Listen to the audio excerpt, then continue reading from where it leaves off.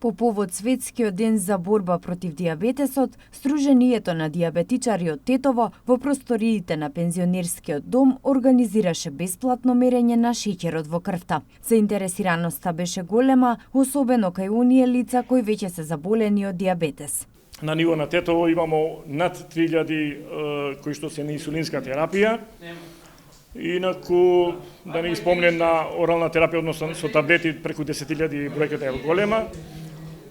На ниво на Република Македонија може да кажем 40.000 кои се исто така на инсулинска терапија, или вкупниот број е околу 185.000 заболени дијабетичари, или кажано по најнови податоци 12% од населението на Република Македонија се со дијабетес, што се очекува да и понатаму да има тенденција на зголемување на дијабетичари. Заболените од дијабетес во неколку наврати се соочувале со проблеми при набавката на инсулинска терапија.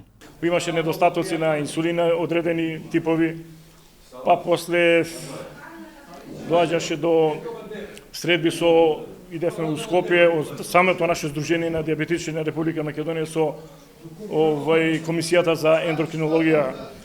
Они вика дека секој инсулин е добар, само треба дисциплина од дијабетичарите, но сепак имавме доста проблеми.